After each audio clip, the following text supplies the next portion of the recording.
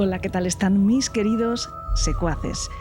Hoy les doy la bienvenida al País de los Horrores desde un destino bastante bonito, diferente y muy agradable. Estamos en Bérgamo, donde nos han invitado a nuestro prescindible Salvador Larroca a una Comic Con que se está celebrando aquí estos días. Hola, Salva, ¿cómo estás? Hola, ¿qué tal? Chao. Chao. Me hace mucha gracia tener la desfachatez de llamarte el prescindible cuando estás aquí como la estrella de esta Comic Con, pero bueno, bien. Pero ahora estamos haciendo radio y este es tu programa. Bueno, y siempre es rindiéndole un homenaje a aquel maravilloso hater que decidió que tú podías no estar más en el programa, ¿no? Y te llamó de esa manera, prescindible. Bueno, pues como siempre le dedicamos a él tu presencia en este programa, pero quienes nos siguen desde hace años ya saben que eres una figura absolutamente fundamental en el País de los Horrores. Bueno, soy un figura. Bueno, ya saben también que, porque lo hemos hecho otras veces, cuando nos han llamado a hacer giras de estrella del rock and roll, Salvador Larroca, que siempre que acabamos en algún país diferente al nuestro y en alguna ciudad diferente a las nuestras de origen, solemos buscar algún caso que haya tenido lugar allí o en las cercanías. Y hemos hecho lo mismo en Bérgamo. Y además es que nos encontramos aquí un caso bastante singular dentro de la historia de la criminología y sobre todo de la criminalística italiana. Sí, es particular por varias cosas. Es un caso que fue muy especial aquí porque movilizó la mayor muestra de toma de ADN de toda la historia de Italia. Efectivamente, tiene una gran complejidad técnica en su resolución que, bueno, vamos a decir en su resolución que no es su solución, todavía no sabemos muy bien. Todavía no nos ha quedado muy claro si esto está solo resuelto o además solucionado. Parece que trae cola, porque como los grandes terremotos que ya saben que tienen réplicas días después, este caso que es el asesinato de Yara Gambirasio todavía tiene repercusiones a día de hoy. Desde el año 2010. Desde el año 2010, efectivamente, que ocurrió este suceso. Sí, porque es que continúa habiendo incógnitas, las reales, las que nunca hallarán respuesta, me temo, y también las generadas tal vez como ruido de fondo por el único condenado por esta muerte, que sigue insistiendo en su inocencia. Y porque además hubo connotaciones extra, que es que se movió la prensa amarilla alrededor de todo esto porque...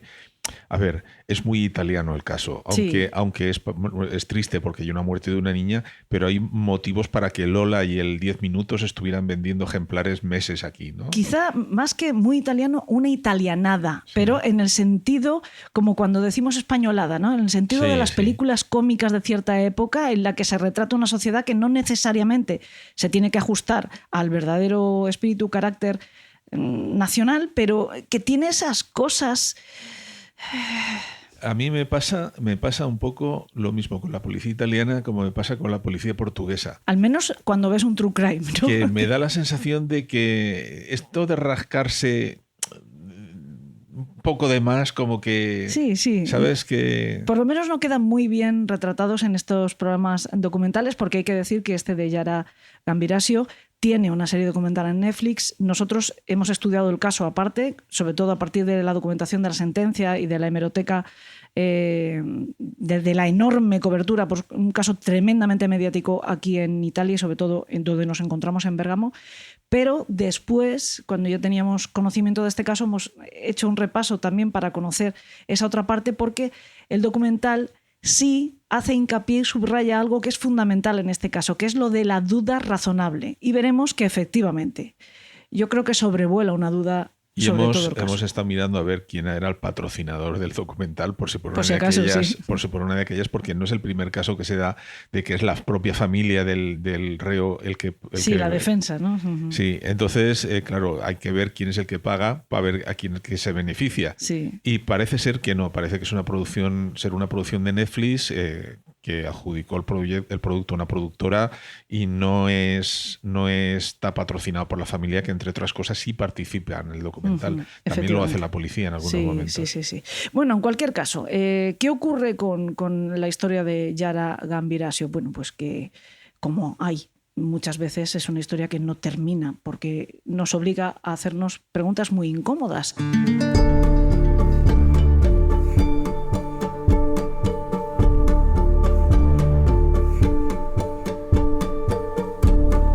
de ellas, una de esas preguntas, quizá la del $1.000.000, lleva años haciéndonosla y haciéndosela Carles Porta. ¿Por qué matamos? Ese es el título de su podcast, ¿Por qué matamos? Todo un referente del True Crime que estrena 9ª temporada en exclusiva en Audible. Más de 100 episodios acumula ya este irreemplazable de nuestro género, del True Crime, con inmejorable crónica negra sobre casos ocurridos en España, en los que explora no solo las circunstancias de cada crimen, sino las decisiones y los contextos que lo rodean. Siempre desde el rigor periodístico, con respeto a las víctimas y con una narrativa tan cuidada que desde luego te mantiene enganchado hasta el último segundo de cada episodio. Como les digo, está estrenando ahora mismo temporada, la 9ª, pero es que con su suscripción a Audible podrán escuchar las 8 anteriores también y muchísimo más contenido, porque además de este podcast de Carles Porta, Porque matamos, Audible tiene miles de audiolibros grabados además con voz humana y profesional, otros muchísimos podcasts originales y ficciones sonoras que son una auténtica maravilla porque están hechas con distintos actores para cada papel y un diseño sonoro tan cuidado que parece que estuvieras escuchando una serie o escuchando una película, pero con el poder del sonido que creo que es mucho más potente y envolvente.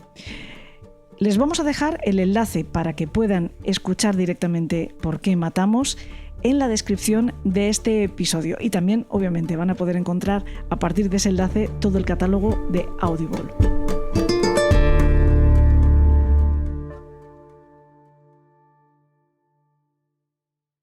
Pero vamos ya con el caso que les queremos relatar en este episodio. Comienza el 26 de noviembre de 2010 en Brembate di Sopra, que es un municipio aquí en la provincia de Bérgamo, aproximadamente a unos 10 kilómetros de donde nos encontramos nosotros ahora mismo.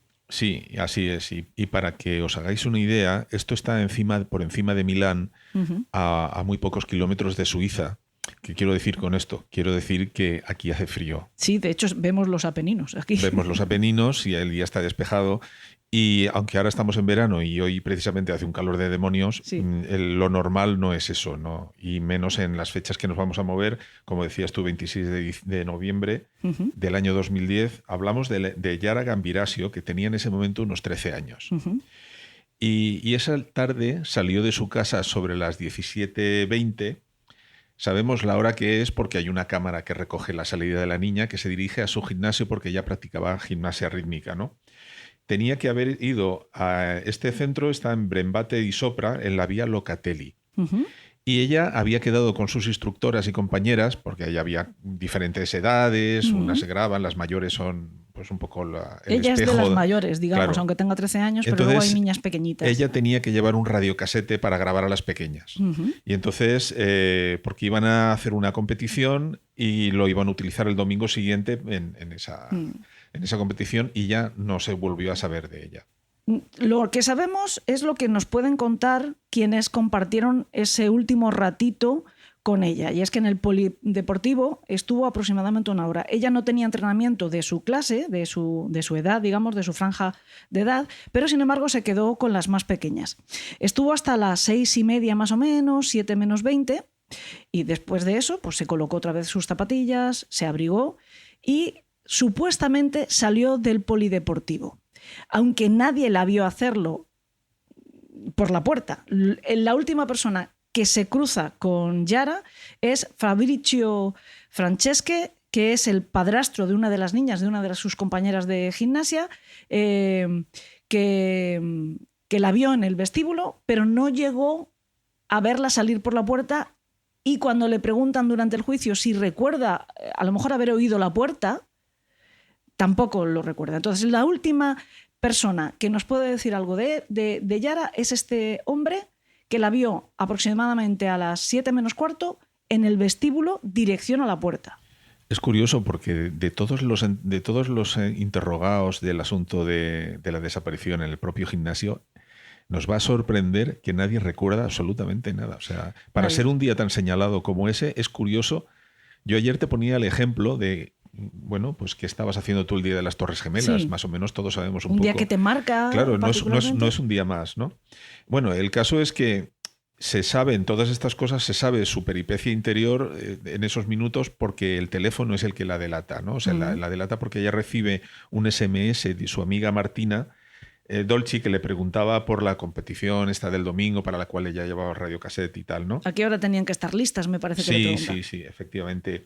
Yara le responde a las 18:44. A las 18:44 y 53, como pasa con los chavales, ¿no? Martina le contesta un ok. Pero ya no se sabe si Yara llegó a leer ese último mensaje. Asimismo, a las 18:55 es la última vez que se sabe que ese móvil se conecta a la antena, que ya hablaremos de las antenas más adelante también, ¿no? Y bueno, a las 19:11 su madre también le intenta llamar, pero tampoco responde. Pero el teléfono ya no tiene señal. Efectivamente, esta niña, Yara, era una chiquilla responsable que siempre que tenía que salir de casa sabían dónde iba, tenía una hora de vuelta, nunca excedía la hora, jamás. Por eso, precisamente, en cuanto esa tarde, que pues la esperarían para cenar a una hora determinada, Yara no dio señales. Sí, que de hecho el padre dice, ya viene tarde, y el padre dice, me va a oír cuando venga. Exacto. O sea, porque la niña es responsable. La niña es responsable y los padres son, en ese sentido, estrictos, ¿no? Son unos padres que... Yara tiene, por cierto, 2 hermanos más. Tiene una hermana más mayor y un hermano más pequeño. El caso es que la madre, cuando ve que Yara no responde al teléfono y se está retrasando, sale a buscarla, va directamente al polígono, al polideportivo, quiero decir, al polígono deportivo, que en realidad es una especie de polígono. Es un polígono, hay empresas y campo, sobre todo mucho campo. Va allí, llega hasta el centro, allí no hay nadie, o sea, no es que no esté Yara, es que ya no queda nadie, ya han cerrado. Y llama al marido por teléfono y Fulvio, que es como se llama el padre de Yara, sale con el coche y empieza a dar vueltas por allí. Y alrededor de las 8:30, no más tarde, ambos acuden a la comisaría, a los carabinieri, a presentar la denuncia de que su hija de 13 años ha desaparecido. Sí, y en ese primer momento los carabinieri lo que les dicen es tranquilos, a ver si vuelve a casa. Es una travesura. Que es una travesura. El discurso habitual que muchas veces comentamos que la policía hoy en día, pero es que estamos hablando del año 2010, pero hoy en día se consideran las primeras horas muy importantes en una desaparición. Y en esa época todavía... Yo es que tengo la sensación de que... No, en esa época tampoco, porque yo creo que en esa época ya el mito de las 24 horas había desaparecido, todo el mundo sabía que las primeras horas son fundamentales, sobre todo con un niño, etcétera, pero... Yo es que creo que es un municipio pequeño, no han pasado nunca grandes cosas y tampoco esperan que vayan a pasar. Entonces, bueno, que un chiquillo llega tarde a cenar, pues no les debe de parecer, aunque en cualquier otro sitio a lo mejor despertaría las alarmas, ellos se lo toman con cierta pachorra. Hay que decir que es verdad que tampoco con absoluta dejadez. Hay un cierto discurso, mensaje supuestamente tranquilizador para los padres, que yo creo que en todo caso causa el efecto contrario, pero rectifican rápido y tampoco lo dejan estar, sino que pues un rato más tarde ya sí que se lanzan a la búsqueda. Ya en un principio se descarta que la desaparición sea voluntaria porque el ambiente familiar es bueno, porque no había señales de fuga, ni mensajes entre amigas, como de que estuviera mal en casa o alguna cosa. O sea, todo que apunta... aparte la chiquilla no lleva nada encima, ni siquiera dinero. No lleva o sea, no tiene ni citas documentadas, ni mensajitos del teléfono, ni la documentación. Bueno, documentación, a su edad no necesitas tener un carnet de identidad todavía, pero bueno, un cierto dinero para poderte mover, algo que suene una fuga, algo que suene a plan, que suene a plan, ¿no? Entonces tampoco había quedado con nadie. O sea, en principio esto era una cosa como muy individual, ¿no? Se revisó su teléfono, el entorno y las conexiones de telefonía. Y es cuando se supo que bueno, pues las últimas, eso que hemos comentado hace un momentito, de cuando fue el último momento que se conectó a la antena y tal. Pero todo esto moviéndonos en el ámbito cercano al gimnasio y a su domicilio, ¿no? Sí, de hecho es por donde empieza el RIS, que es como se llama la policía científica, Riparto Investigazione Scientifiche. Perdónenme, pero yo no hablo italiano. Lo que pasa es que tampoco nadie va a evitar que lo intente, porque me encanta, pero soy muy, muy patosa. Bueno, eso es la policía científica italiana, el RIS. También revisaron pues, los testimonios de vecinos, preguntaron a las personas que habían pasado por aquella zona, a sus amigas del gimnasio, pues unas primeras pesquisas, pensando que efectivamente igual Yara estaba distraída, se le había ido santo al cielo y después se había asustado pensando en las consecuencias de su despiste, ¿no? Pero lo que descubrieron es que absolutamente nadie, lo que hemos dicho hace un momento, nadie la vio ni siquiera salir del gimnasio. Nadie sabe no decir... hay ningún registro que nos diga que ella llegó a pisar la calle. Una de esas pesquisas que tú acabas de mencionar nos lleva a Mapelo, que es una localidad cercana donde había una construcción y había una obra. ¿Por qué nos lleva a Mapelo? Pues porque la policía lleva unos perros, los buscadores. Perros sabuesos, sí, cuando se dan cuenta de que esto no es voluntario, de que esto es grave, que nadie sabe dar ninguna pista sobre la cría, directamente emplean perros entrenados para el rastreo de... Que es una de las primeras veces que lo hacen también, creo recordar que se menciona. Y, por lo menos en esta zona. Y ese rastreo les lleva hacia esta parte, ¿no? Que allí hay una construcción, se inspecciona la construcción, el rastro de los perros termina en una habitación de meter aparejos y cosas de la obra. Es una obra de un centro comercial. Y en esa obra es donde se hace la primera diligencia, que es tomar muestras de ADN a todos los participantes de la obra, pero no hubo, en ese sentido, no hubo ningún avance.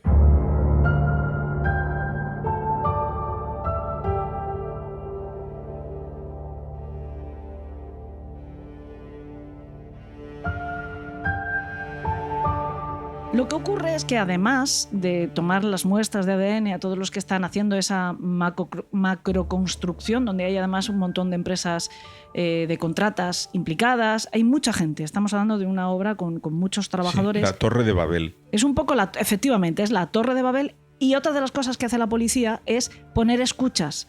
Pincha teléfonos y pone escuchas directas para ver si a alguno de los trabajadores de esa obra se le escapa algo. La investigación en general es un poquito extraña, en mi opinión, sin ser yo ninguna experta en ciencias policiales, pero es como si quisieran abarcar mucho sin demasiado criterio, ¿no? Simplemente ponte a escuchar aquí, a ver si a alguien se le escapa algo. Yo creo que es la falta de... Es un poco aspirando a la suerte, ¿no? La falta un poco de práctica en ese tipo de casos. Puede ¿no? ser, Supongo que alguien se asustó un poco, a lo mejor. De hecho, lo digo esto porque aquí nos encontramos con la primera, lo tengo que llamar así, metedura de pata grave.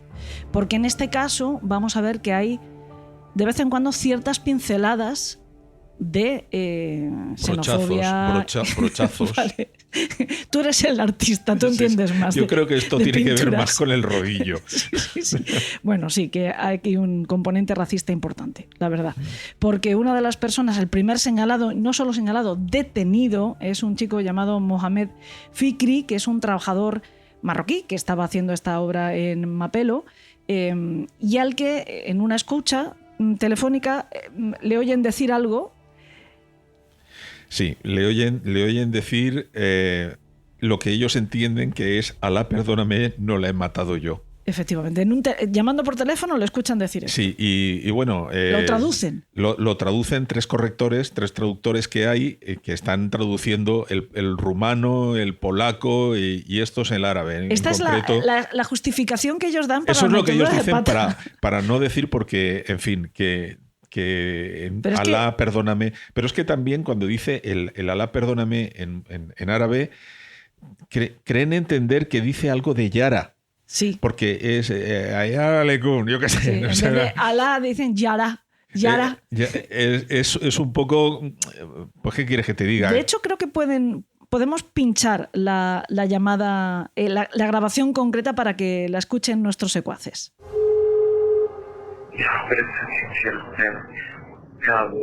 Bueno, pues ya la habéis escuchado. Hay que decir que efectivamente esa traducción después se corrige y se entiende que lo que él dice es que mientras está al teléfono y no se lo cogen, él dice, Alá, haz que responda. Sí, una expresión que por lo visto además no es algo extraño. Que ya se la podía haber callado y no se habría metido en este lío. Sí.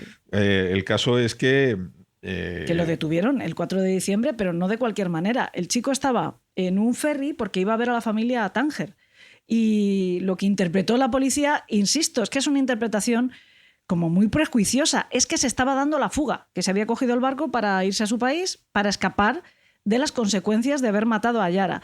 Hicieron un despliegue, pararon el barco para Sí, poder, sí. porque el barco ya sabe, cuando Salía de la quisieron llegar, jurisdicción claro, de Italia. efectivamente, salían a aguas internacionales, entonces pararon el barco, llegó allí un operativo de los carabinieri, detuvieron a este chico y estuvo 3 días en la cárcel. Al final lo excarcelaron. El día 7 de diciembre de 2010. Bueno, la fiscalía pidió, obviamente, que le retirasen esos cargos, ¿no? Una vez comprobada que todo era correcto, pues a su salida de prisión, aún así, esto no significó el cierre del caso para él, porque lo tuvieron como, por si acaso era un colaborador o un ayudador, de alguna manera, en el lío, lo tuvieron un año más pendiente, ¿no? Es que tú fíjate, de la hipótesis del homicidio. Lo detuvieron el 4 de diciembre, pero es que no se archiva la acusación de homicidio hasta febrero de 2013. Ya. De 2013 estuvo 3 días en prisión, pero con cargos o sospechoso o investigado un montón de tiempo más. Y cuando por fin se archiva la acusación de homicidio, permanece abierta la investigación por si era un colaborador. Un colaborador que hubiera ayudado al autor. O sea, sigue siendo sospechoso en este crimen, le siguen investigando por lo que aquí se llama favorecimiento, que es ese delito de colaborar con él. Por si colaboras. Sí. Tenemos que hacer un pequeño inciso aquí, porque también resulta que en esa Nochebuena de 2010 aparece un segundo cuerpo. Bueno, aparece el primero, porque Yara todavía está desaparecida. Vale, sí, en ese momento Yara está todavía desaparecida, pero aparece el cuerpo de una mujer que se llama Sarbjit Kaur. El 30 de diciembre es cuando se hace el hallazgo del cuerpo. Ella es una chica de 21 años. Esto lo contamos porque a nosotros nos parece que tiene cierta relevancia. Tiene cierta relevancia y, de nuevo, el tufillo que estamos diciendo a racismo. Sí, desaparece... Porque Sabrit es india. Es india. Ella es india. Desaparece, como decíamos, en la Nochebuena del 2010 y desaparece en Martinengo. Es que se encuentra a... Sí, unos 20 minutos en coche, media hora. Sí, de Coloño di Serio. Esto es una localidad cercana. O sea, desaparece como unos 20 minutos, media hora de Brembate, que es donde desapareció Yara. O sea, que sigue siendo la provincia de Bérgamo, quiero decir. Se la encuentra boca abajo en el lecho de un río. Está seco, pero se encuentra el cuerpo allí, ¿no? La muerte es por ahogamiento. Pero ella tiene una hematoma facial muy grande, una pierna rota, abrasiones por varias partes del cuerpo, incluidas las muñecas también. Tiene como 2 cortes en las muñecas. Sí, tiene como cortes. Creen que hay una hipótesis que dice que creen que pudo haberse tirado o caído desde uno de los puentes que hay más río arriba y que a lo mejor la arrastró hasta ahí, ¿no? Sí, pero es que el cuerpo aparece con la camiseta subida por encima del sujetador el pantalón y el pantalón bajado. Cortes en las muñecas, pero curiosamente se decreta que esto es un suicidio. Sí, se cierra como un suicidio muy raro. Muy raro. Se encuentra su coche también en un Honda azul, aparcado por allí cerca, en un parque llamado Oasis Verde. A unos kilómetros, dicen que saltó por un puente que pudiera estar más o menos por esa zona y que el río, que es un río que, pues de hecho ella aparece en una zona seca. Es un río que arrastra el cuerpo. Pero es que las circunstancias y luego lo que cuenta la familia de Sabrit es que era una chica que no tenía ninguna razón para suicidarse, que estaba perfectamente feliz, que tenía trabajo, que una chica... A priori no parecía tener motivaciones, ¿no? Efectivamente. También hay que decir, un poco de coña, que nos hemos encontrado como 4 mujeres que se van igual y que aparecieron muertas, no en esta zona, sino en una inglesa, otra, una en el 68. O sea, señores árabes, si tienen una hija... indios, sí. Eso, perdón, indios, no le pongan el nombre porque parece que el nombre atrae mala suerte, ¿no? Sí, Sabrit Kaur es un nombre que tiene como una cierta aura rara. Para que se sitúen, esto está más o menos unos 20 minutos de donde aparecerá posteriormente el cadáver. Sí. Sobre todo señalamos este crimen porque hay ciertas coincidencias con lo que vamos a contarles a continuación de Yara. Porque Yara aparece finalmente. En el 26 de febrero del 2011, 3 meses después de haber desaparecido, aparece el cuerpo de Yara en un campo de Chignolo di Sola, a unos 9 entre 9 y 13 kilómetros de Brembate di Sopra, que era donde ella era, y no la encontró un equipo de la policía ni de nada, sino un señor que le gustaba volar un avión de radiocontrol y se le había caído y fue a recuperarlo. Entonces, cuando él se acerca a recuperar el avioncito, se encuentra... que esto es un descampado, para que te hagas una idea, ¿no? Nos hablan de que es una zona con mucho zarzal y tal, pero lo que nosotros hemos visto es que es una zona bastante llanita de hierba baja, que es lo lógico si estás volando el avión. No te pones a volarlo en un sitio donde pueda ser inaccesible de recuperar si se te cae, ¿no? Entonces... ¿Por qué señalas esto? Pues porque después vamos a ver testimonios, nosotros hemos visto en este documental, que ustedes lo pueden ver porque está en Netflix, testimonios de la gente que participó en las batidas, que las batidas fueron importantes. Que parece que sea el Amazonas, eso. Claro, y sobre todo que dicen, hemos pasado por ahí y ahí no estaba. Y subrayan mucho... También quizá justificándose. Yo creo que va por ahí, porque estamos hablando de que la extensión del terreno son 7.000 metros cuadrados. Entonces, a lo mejor no sabemos de los efectivos pasaron de los que contaron. Pasaron 2 metros más para allá y no la vieron. Pero las imágenes que se ven, cuando se ven en la televisión, se ve hierba baja. Sí, se ve hierba baja como un sitio que es visible. Lo que sí que pasa es que han pasado 3 meses y el cuerpo está un poco integrado ya en la naturaleza, efectivamente, ¿no? Ya han crecido zarzas y cosas, ¿no? De hecho, el cadáver está en avanzado estado de descomposición. La descripción médico-legal recogía que está recogida en la sentencia, lo que dice es que le encuentran a Yara boca arriba, con la cabeza inclinada hacia la izquierda, los brazos parcialmente flexionados y las piernas extendidas y separadas.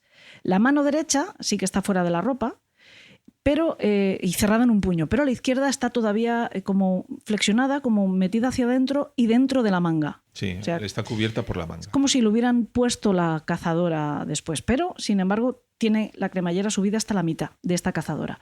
El tobillo derecho está envuelto en hierbas y maleza y nosotros hemos querido cerciorarnos de qué significa este dato, porque se hace mucho hincapié en que tal vez el cuerpo de Yara fuera trasladado, que no ese fuera es una de las hipótesis que se manejan en algún momento y no parece que sea esa.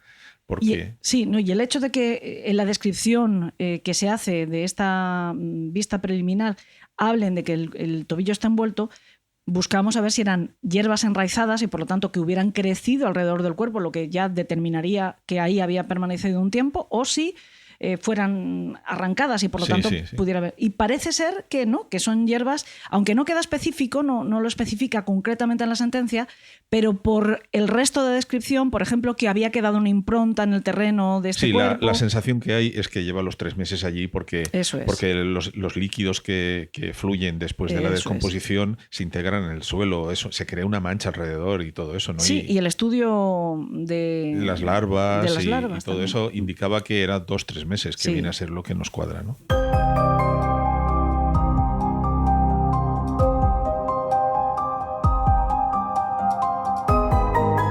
Veremos que en el juicio, esto es normal también en un juicio, se contrata por parte de la defensa una pericia de otra médico forense que contradice gran parte de lo que dice la forense oficial. Pero es que ese es el juego del... Claro, efectivamente. Bueno, Yara apareció, como estamos diciendo, vestida, o sea, llevaba esta cazadora, pero además llevaba en la cazadora, en el bolsillo derecho, lleva un reproductor MP3 con unos auriculares, lleva también 2 llaves unidas con una cinta azul y, curiosamente, lleva una tarjeta SIM y una batería de teléfono LG, pero el teléfono no está. No. Y además un par de guantes, porque, como hemos dicho, es una zona fría y es noviembre cuando ella desaparece. En el bolsillo izquierdo y en el bolsillo interior de la ropa están vacíos, no lleva nada.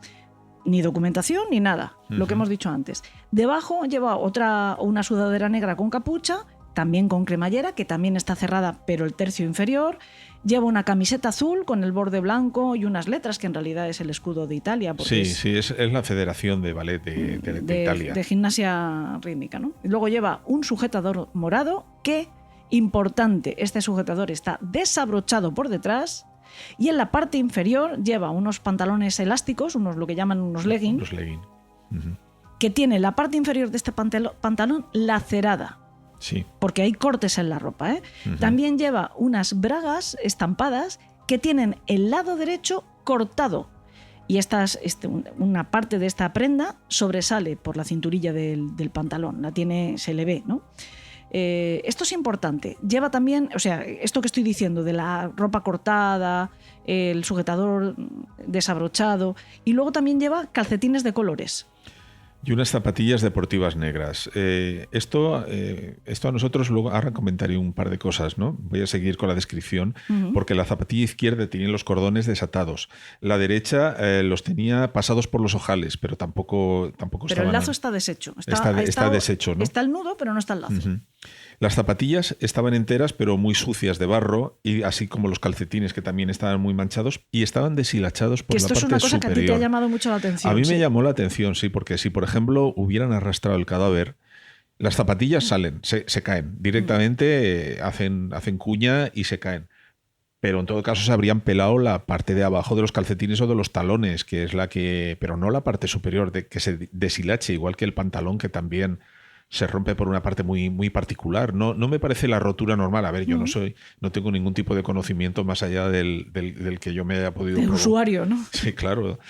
Pero me parece extraño que se estropeen unos calcetines por el canto de arriba y no hayan heridas, por ejemplo, si lo hubiera hecho una rata que hubiera mordido o alguna cosa así, ¿no? Es un poco extraño. También aparece un corte en la nalga de cuando le cortan esa braga, ¿no? Esa braga también corresponde a un corte, y a un corte en el pecho que hay debajo de la camiseta, que para verlo hay que levantar la camiseta. En fin. Sí, o sea, la ropa tiene cortes que corresponden a los daños que hay en el cuerpo. Sí. Salvo el que tú acabas de señalar, que tiene un corte largo en el pecho. Sí. Desde la clavícula prácticamente hasta el abdomen. El ombligo, más o menos. Sí. Y ese no está en la camiseta. Es como si se lo hubieran hecho con la camiseta levantada. Pero el resto de puñaladas sí están también en la ropa. Ella tiene daños por todo el cuerpo, ¿no? Realmente, sobre todo en el cuello y en los brazos. Otra de las cosas que hacen los investigadores es recoger pues, restos de la tierra. Bueno, esto es normal también, es el procedimiento, ¿no? Del material vegetal, de la tierra que hay, para poderla investigar. Porque, entre otras cosas, Yara tiene en la mano derecha, que está, como he dicho, fuera de la ropa y cerrada en un puño, tiene un ramillete, digamos, un puñadito arrancado de hierba y de hojas.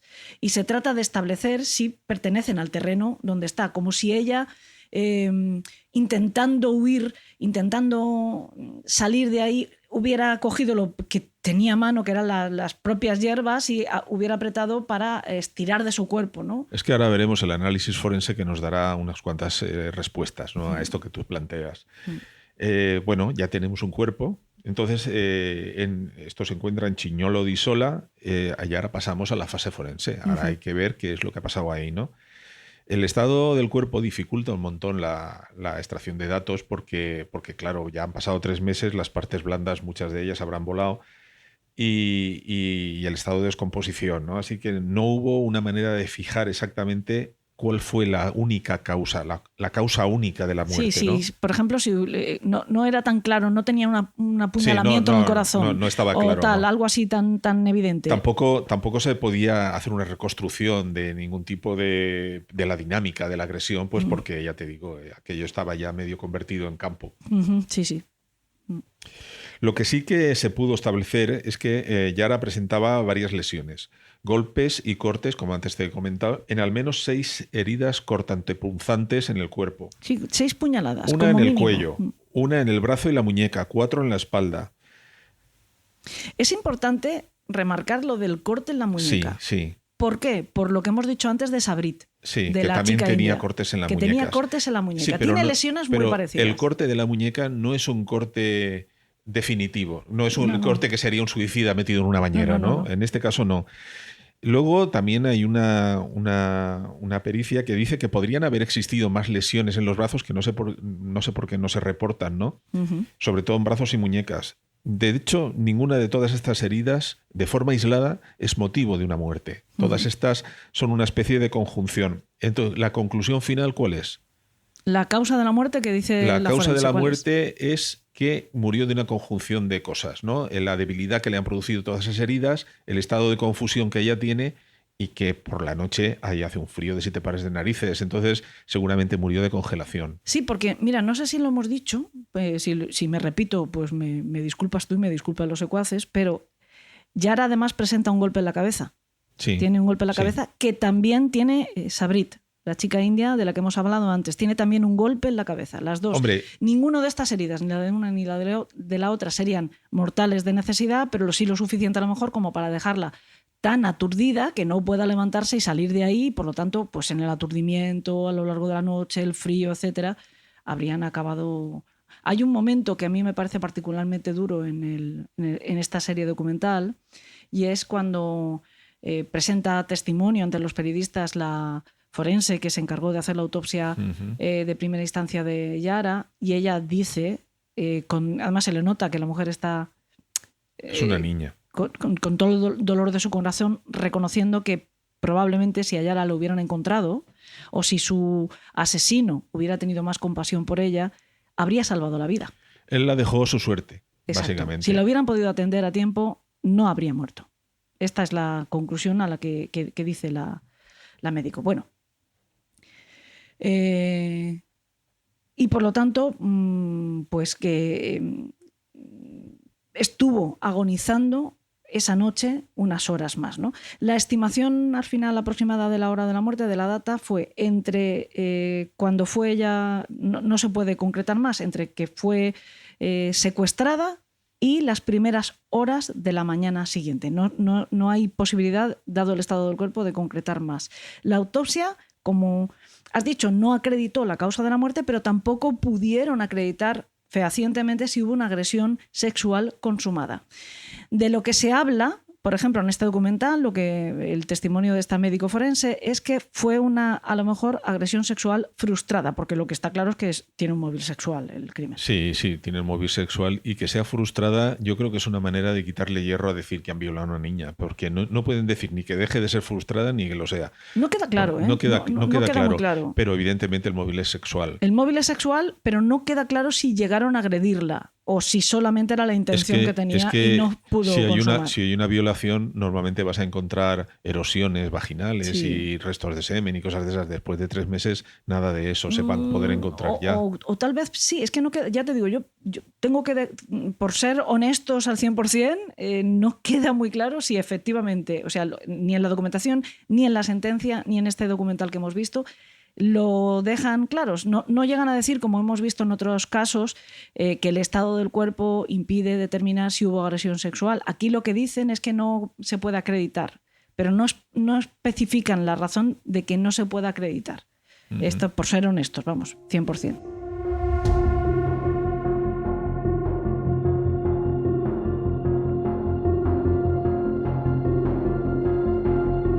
El examen del cuerpo y de la ropa pues abre 2 líneas de investigación. Por un lado, lo que tienen que intentar es determinar si Yara aparece en el escenario primario, es decir, donde fue asesinada, o si por otra parte fue trasladada, si la mataron en otro sitio y la trasladaron allí después, o buscar otros. Y la otra línea sería buscar los rastros biológicos que pudieran aparecer en el cuerpo, y efectivamente encuentran ADN de una persona a la que llamarán ignoto 1, que es la forma en italiano de decir desconocido 1, que es un hombre. Bueno, realmente encuentran perfiles genéticos de 11 personas. De 11 personas en el cuerpo de Yara. Pero las zonas comprometidas corresponden a ignoto 1. Y por lo que parece, pues seguramente si nos hicieran análisis a nosotros, habría ADN en nuestro cuerpo de otras personas, pero ADN que se descarta, te relacionas. Pues de su familia. Una de las cosas que hacen en la investigación es, por supuesto, coger muestras de ADN de toda la familia, pues para ver en el cuerpo de Yara si está, pues, de su madre, que le ha dado un beso, que le ha peinado, ese tipo de cosas, ¿no? Y entonces lo que aparece así como muy destacado, de momento, que recoja la sentencia, veremos que hay otros ADNs comprometidos, es el de ignoto 1. Bueno, estamos con que ahora lo que hay que investigar son esas muestras de ADN que hemos encontrado en la ropa, y lo que encontramos principalmente es que ese ignoto 1 está en todo en las zonas conflictivas, ¿no? Se encuentra en la zona de la Braga. Digamos que se hace una especie de cuadrícula de todo esto para ir nombrándolo porque cuando cortas las pruebas para hacerle la analítica, digamos, las tienes que situar espacialmente, ¿no? Entonces, esta pertenece al 31G20, que es una zona de las Bragas, donde se encuentra un perfil masculino muy predominante, ¿no? Así como en otros de las zonas Además, ADN nuclear. Esto es importante. Sí, esto lo tengo que explicar. Luego llegaremos a ello, además, porque esto va a ser polémico. Encontramos más en la ropa interior y también algunas muestras relacionadas con los pantalones del legging, estos que habíamos hablado. Todo este ADN aparecía mezclado básicamente con el de la propia Yara, ¿no? O sea, como que ha habido interacción de algún tipo, no es que puedas decir, no, es que se hizo un corte hace una semana, ¿no? No tiene nada que ver. Y como te decía, hay 11 ADNs más que corresponden a otras personas, alguno de ellas también del cual hablaremos más adelante, que podría también tener algún tipo de cierto compromiso. Que queda raro, sí, efectivamente. Sí. Bueno, tenemos un ignoto 1 y ahora lo que tenemos que ver es cómo localizar a ese tipo. Entonces, porque cuando lo pasan por las bases de datos no está fichado. Es un desconocido y no está fichado. Y es que en el 2010 no sé yo si existe una base genética todavía de estas cosas, ¿eh? Pero bueno, el caso es que se inicia un cribado de ADN de todo lo que es la zona de habitantes habituales, etcétera, etcétera. Y se comenta que el criterio tenía que ser mayor de 16.000 muestras, incluso en algunos medios hablan de hasta 25.000. Pero la cifra más prudente y verificable vienen a ser unos 16.000. Que es la muestra de referencia que hay en las publicaciones técnicas, ¿no? De hecho, la primera... ahora entramos en la parte, digamos que pincha, de la explicación que hay que dar del caso de Yara, porque es la parte más técnica, científica, que vamos a intentar explicar lo mejor posible. El primer avance no identifica a la persona, como hemos dicho, porque no está en una base de datos previa, no tiene antecedentes, no está registrado. Entonces lo que hacen es usar el haplotipo Y, que es un perfil del cromosoma Y que se transmite por vía paterna. ¿Vale? Eso es, digamos, en lo que se van a fijar. Van a intentar buscar familiares de ignoto 1, familiares masculinos. Y que eso les daría en un principio un poco una localización geográfica de qué parte podría ser, ¿no? Él tenía un 80% eslavo y un 20% de la zona, ¿no? Exacto. Eso es efectivamente, la primera cosa que hacen es ese perfil geográfico, ¿no? El perfil de ADN geográfico. Y saben que es de la zona de Lombardía, que es donde nos encontramos. Bueno, aquí hay un punto que a mí me sigue mosqueando mucho, que llevamos varios días debatiendo tú y yo, y es que uno de los primeros focos de atención de los investigadores son los socios de una discoteca que se llama Le Sabine Mobile, que está en Chignolo di Sola, que es donde ha aparecido el cuerpo. Pero parece que le tienen como mucha manía a esa discoteca, porque en realidad se tiene que hacer una criba de toda la población masculina de la zona, que es lo que pretenden los investigadores, pero de repente ponen el foco ahí y aparece en la discoteca. También te digo que es probable que haya más socios de esa discoteca que habitantes en el pueblo, ¿eh? Sí, debía de ser el único sitio que ofrecía algún tipo de diversión, porque ahí ha habido algún lío más que otro. Sí, ha habido. De hecho, antes de que apareciera el cuerpo de Yara, hay un crimen que sucede en ese parking y es un chico dominicano de 26 años que, de nuevo, parece que sobrevuela sobre ese caso cierto aspecto de xenofobia, porque dicen que no se le prestó especial atención, ¿no? Sí, no se le prestó, pero a Eddie Castillo, que es el chico realmente no tiene muere. Relevancia para el caso, ¿no? No. Lo que pasa que sí, que por lo visto en esa discoteca había alguna bronca que otra de vez en cuando, ¿no? Lo matan en el parking en una bronca, el que lo hace está en la cárcel, pero bueno, como que la defensa se aprovecha de ese caso también porque realmente el cuerpo de Yara aparece muy cerca de la parte trasera de esta discoteca, ¿no? Aparece muy, muy cerca. Y parece que por eso es a lo mejor que focalizan en esta discoteca. El caso que yo decía, que es que a lo mejor tienen más socios este local que propios habitantes hay en el municipio, porque socios, el listado de clientes asociados a la discoteca asciende a 31.926. En ninguna discoteca de los buenos tiempos de la Ruta del Bacalao yo creo que pueda haber tanto socio. Bueno. Pero sí, en Les Sabine Mobili 31.000, casi 32.000 nombres hay en esta primera lista, de la cual lo que hicieron fue una criba y se quedaron con los que correspondían a Brembate di Sopra, que por lo tanto era vecino de los hombres que fueran vecinos o los nombres que fueran vecinos de Yara, que fueran clientes o socios de esta discoteca. Habla de socios y a mí me llama la atención porque parece que sea un gimnasio. Sí. Porque yo cuando he ido a discotecas no he sido socio, yo he pagado la entrada.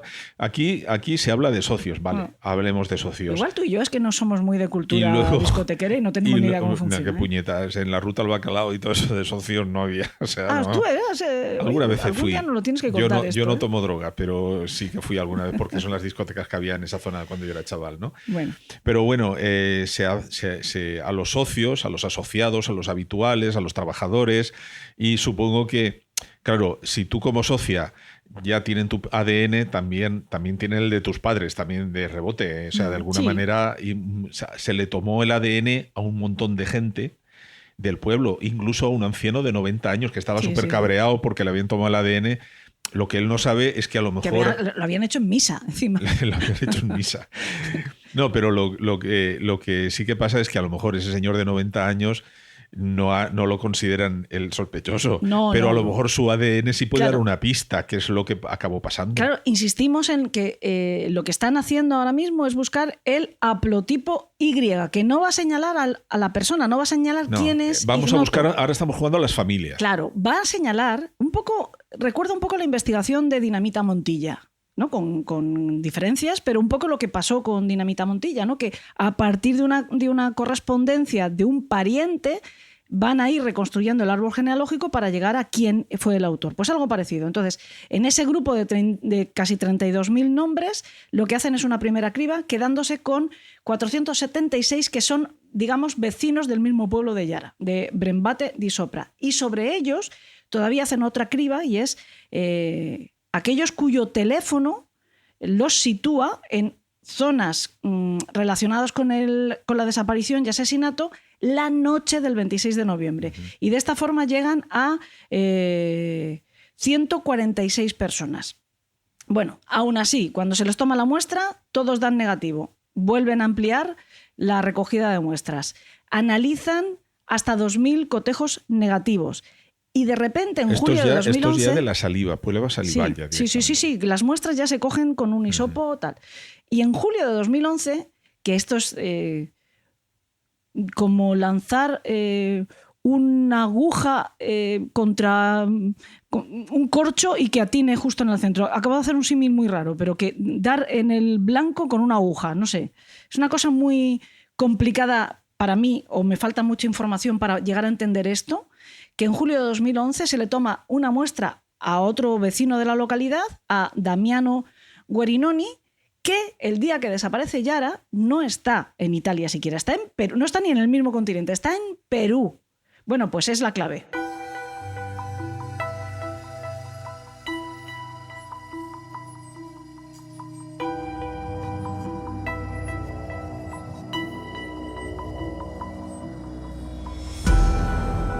El resultado es importante porque ese positivo que da de Damiano, su haplotipo Y coincidía con el de Ignoto 1.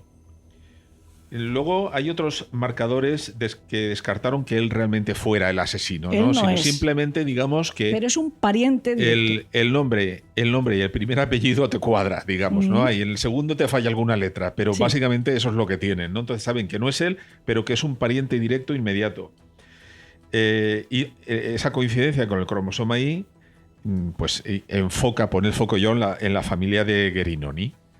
¿Qué sucede? Que a partir de ahí se empieza a reconstruir un árbol genealógico, que en este caso es genético, ¿no? Que va subiendo desde Sergio Guerinoni hasta el antepasado Battista Guerinoni y tomando muestras a todos los descendientes vivos. Exacto. Si eres un Guerinoni y eres hombre, te van a tomar una muestra, que es lo que hicieron, ¿no? Sí. Y de esa manera llegan hasta Pierpaolo Guerinoni, que es un primo de Damiano, que es hijo de un señor que se llama... Esto es un poco confuso. Yo espero que estén con hilos rojos en un corcho siguiendo nuestra explicación. El caso es que a través de la reconstrucción del árbol genealógico de Damiano llegan hasta Pierpaolo, que es su primo, que se va acercando más, y Pierpaolo es hijo de un tal Giuseppe Benedetto Guerinoni. Pierpaolo sí tiene un ADN prácticamente idéntico al de Ignoto I, pero no idéntico 100%. O sea, no es el asesino. Pero como poco puede ser un hermano. Y Giuseppe Benedetto Guerinoni, que es el padre de Pierpaolo, tiene que ser necesariamente, lo que descubren es que tiene que ser necesariamente el padre de Ignoto I. Bien. Estos hombres vivían en Frosinone, que es una zona. Pierpaolo no tiene hijos, luego la rama descendiente, como digo, se descarta, sino que tienen que ir hacia arriba, hacia el padre. Bueno, se descarta y ya veremos que aquí... De Pierpaolo, sí, que sería sí, el hermano, sí. ¿no? Se les ponen escuchas, se hacen otro tipo de comprobaciones, se dan cuenta que en esa familia que vive en Frosinone y en esas zonas realmente ninguno tiene pinta de ser sospechoso, pero lo que comprenden es que tienen que investigar al padre, a Giuseppe, que el padre está muerto desde enero de 1999. Sí. Se le reconstruye el perfil en un laboratorio, se ve que había muerto el 17 de enero del 99. Primero se usa el ADN de los familiares y ver que la probabilidad está ya en un 99,87 de que sea el padre. De que sea el padre. Se compara ese perfil de ADN con el de un sello de una carta que tenían y algunas postales y tal, y esa probabilidad ya sube al 99,9999929. Y finalmente se suma el cadáver. A mí esto me parece un poco de... Van haciendo ahí comprobaciones. Vamos a ver, la de lío que hay que hacer para tomarle ese pelín que te falta. Bueno, pues el caso es que se suma el cadáver y ahora estamos en un 99,99 y un 87% de que sea el padre. Es el padre. A mí me hace gracia porque la prueba anterior, la de que llega hasta el 29, la sacan de ese sello que dices que está en una licencia de conducir antigua. Sí, y en cartas y postales también. Claro, y se acuerda uno de los policías, a ver si este hombre tiene una de aquellas licencias y de ahí podemos sacar...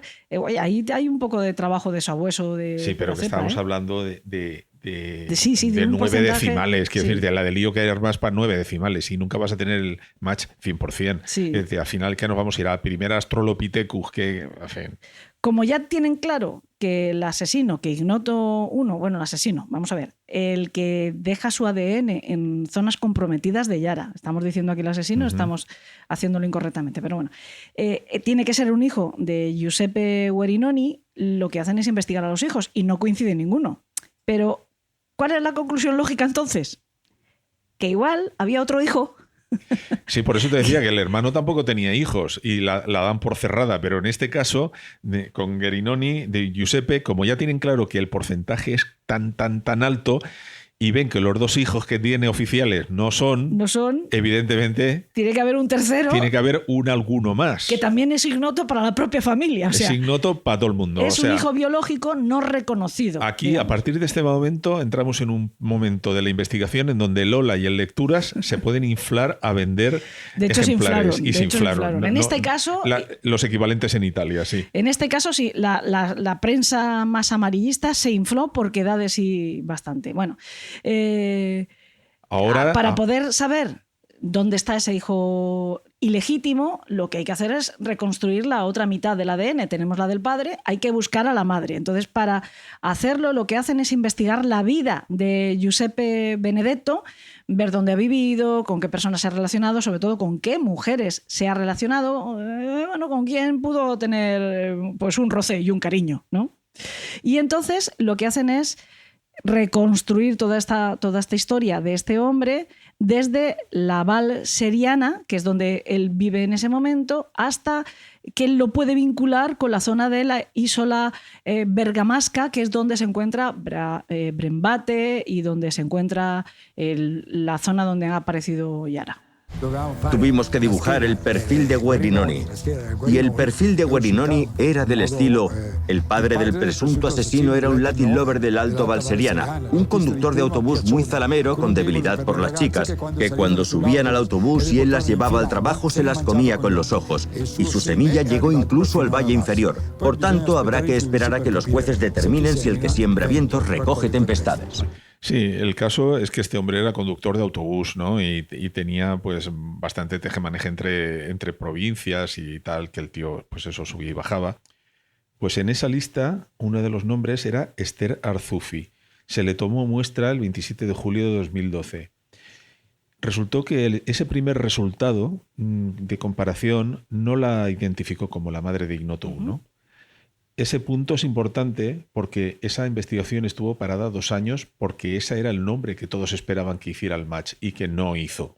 Entonces se quedaron un poco como desconcertados diciendo en algún lugar hay un fallo y no sabemos dónde. Bueno, en realidad no es que estuviera parada, es que se estuvieron haciendo toda clase de pruebas genéticas sobre todo ese larguísimo listado que luego se escribió de mujeres que hubieran podido tener alguna clase de relación con Guerinoni, pero es que estaban haciendo mal la comparación. Sí, se estaba comparando el ADN de Esther Arzufi con el de Yara. El ADN de todas las muestras. De todas las mujeres de con los el de la víctima. De todas las mujeres y de todos los hombres. De los últimos 2 años hasta ese momento se estaban comparando con el ADN de Yara y no con el ADN de Ignoto. Sí.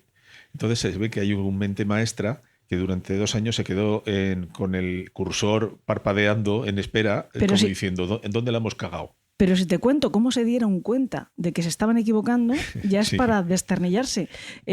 Una de las últimas declaraciones que hemos escuchado en este programa es de Piero Bonicelli, que es el director del periódico Arabeara. Y este director, que es el trocito que hemos escuchado, que ayudaron a reconstruir, que publicaron un perfil reconstruido que sonaba un tanto curioso, peculiar, de Guerinoni, en el que habla de lo ligón que era un Latin lover, pues este mismo hombre este periódico tenía como una especie de confidente que era un soldado de montaña, Sí. que empieza a decirles, tenéis que hablar con Negroni, pero llevar alcohol cuando habléis con Negroni. Pues, sí, a Negroni, el caso es que la entrevista, o sea, lo que allí se ve se lo hacen subió en una moto, que no sé yo. Exacto, van a escuchar una de las declaraciones que hace Negroni, porque Negroni hablaba con los medios, pero Negroni fue el que más le insistió a la fiscalía para que repitiera las pruebas, porque decía, es que se están equivocando, la mujer yo sé quién es y es esta, y si ha salido negativo es que está mal. Negroni... Lo vamos a escuchar. ¿Qué le confesó Guerinoni? ¿Que había, digamos, tenido una aventura ocasional con una mujer? Era una de esas estupideces que pasan, por ejemplo, por la noche cuando te llevas al huerto una chica, por así decirlo. Podría darse algo así, pero yo... Por lo tanto, una cosa puramente ocasional. Claro, claro. Guárdatelo para ti y punto. Porque él era amigo mío y ya está. ¿Pero cree que se lo habría confiado a alguien más? Pero no hablan. ¿De verdad? Porque alguien me dijo, a saber cuántos lo saben, pero desgraciadamente ellos no hablan. Yo soy el gilipollas que habla, perdón por la palabra. El caso es que claramente este señor era garganta profunda. Sí, o sea, era sí. el que sabía todo lo liguer de... Bueno, él lo dice muy claro, no se lo cuentes a nadie. No se lo cuentes a nadie, Si pero haces alguna perrería, el tío no se lo lo hace con el casco puesto, subido en una moto. No sé si es que para darse la fuga inmediatamente después. Bueno, el caso es que se chiva de quiénes eran los ligues de él y efectivamente confirma que Esther Arzufi era la mujer Se con repiten las pruebas y a la primera pues, hay un match rotundo. Total, ¿no? El caso es que esta mujer tenía 2 hijos varones, Máximo Giuseppe Bossetti y Fabio Bossetti. Máximo tenía una hermana gemela que se llamaba Laura Leticia. La investigación se centró en Máximo porque era el mayor de los dos y el que tenía, bueno, mayor de los dos, quiero decir, sí, por edad. El pack de él y su hermana, que eran mellizos, y el otro hermano, los que era mayores de la más familia pequeño. eran los mellizos. Entonces se centran en el mayor porque era el que tenía una edad más parecida a lo que iban buscando. Y porque coincidía más con el tiempo en que su madre estaba en relación con Guerinoni. Sí, bueno. A todo esto, jamás Esther Arzufi ha reconocido tener ninguna clase de aventura, porque el matrimonio de los Bossetti el matrimonio de los padres de Massimo Bossetti, de Esther y de su marido, es del 66, creo. Y tanto Massimo como su hermana Leticia nacen en el 70, es decir, ya estaban casados. Por lo tanto, efectivamente, estos niños serían hijos de una relación fuera del matrimonio. Y sin embargo, Esther no lo ha reconocido jamás. Pero es que además también tenemos a Fabio. A Fabio también se le hizo la prueba del ADN y a que no sabes lo que pasó. Yo sí que lo he visto. Tú lo sabes que lo has visto. Pero nuestros secuaces no. Pues atentos, tampoco era hijo de su marido. Tampoco era hijo de su marido. Y van a escucharla a ella una pequeña muestra de la de veces que públicamente lo negó. Negó a los científicos, negó las evidencias y lo negó categóricamente haber engañado jamás a su marido. ¿No has estado con Guerinoni? Nunca he salido con él, ¿no? No, por favor, Marita, cálmate. Dímelo, no me importa, dímelo. Dímelo, quiero saberlo ahora mismo. La verdad saldrá a la luz. Dímelo ahora. No saldrá nada, Marita, escucha. Dímelo ahora mismo. No. Te equivocas. Máximo se enfadó y me dijo, mamá, llevas 44 años ocultándome esto. Le dije, Máximo, te juro que yo me enteré en el momento de tu detención, porque yo nunca he estado con Guerinoni y siempre lo he dicho desde el principio. Esther, quiero conocer su versión. De acuerdo. ¿Por qué cogía el autobús? ¿A dónde iba? ¿Cómo conoció a Guerinoni? ¿Qué pasó o dejó de pasar con Guerinoni? Cuando me casé me fui a vivir a Ponteselva y en Ponteselva no pasaba ningún autobús por las mañanas para ir a trabajar. Pero había conductores que hacían ese trayecto por la mañana para ir a la cochera a coger el autobús. Había un bar donde estos hombres solían pasar el rato. Mi marido iba allí a jugar a las cartas. Un día me dijo, he visto a Guerinoni y le he preguntado si, por favor, podía llevarte por la mañana. Me dijo que sí. Así fue como conocí a Guerinoni. Me subía al coche. Buenos días. ¿Iban los dos solos? Sí, claro. ¿Durante cuántos meses la estuvo llevando? 6 meses. Solo 6 meses. Siempre pensé que iba en el autobús, pero la llevaba en su coche. En el coche. Por las mañanas. Siempre ha negado haber tenido una relación sentimental, social, física, platónica con Guerinoni. ¿Es así? Sí, lo confirmo. ¿Nunca han tenido una cita? No, nunca. ¿Nunca han ido juntos a ningún sitio? No, nunca. Si no mantuve relaciones con Guerinoni, mi ginecólogo debió hacerme algo. La única explicación que se me ocurre es la reproducción médicamente asistida. No hay otra. Te introducen líquido seminal sin que yo lo supiera, sin que lo supiera mi marido, porque nunca nadie nos dijo nada, ni a mí ni a mi marido. Pero ese ginecólogo que le ayudó a tener hijos, ¿por qué no le dijo, mire, a lo mejor su marido no puede tener hijos? Yo la puedo ayudar, señora. ¿Por qué tuvo que engañarla, entre comillas?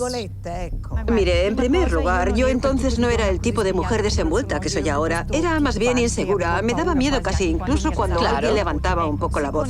Eso por un lado. En segundo lugar, también era muy reticente a hablar, a todo. ¿Con el ginecólogo? Con el ginecólogo. Y por eso siempre me fié de él. Sin entrar en detalles, me parece haber entendido que volvió a acudir a este médico cuando nació su hijo Fabio. Fabio, así es. Pero le dijo, me hará lo mismo que hicimos la No le última dije vez. nada en absoluto y me lo hizo de todos modos. Entonces, Lo único que por me dijo compasión. fue, no te preocupes, los niños llegarán. Pero yo nunca me he escondido, ¿eh? En cuanto salió el titular, Esther es la amante de Guerinoni, siempre dije, iré a la televisión para decir que no soy la amante de Guerinoni. Por tanto, salgo con la cabeza bien alta, porque no tengo nada que ocultar.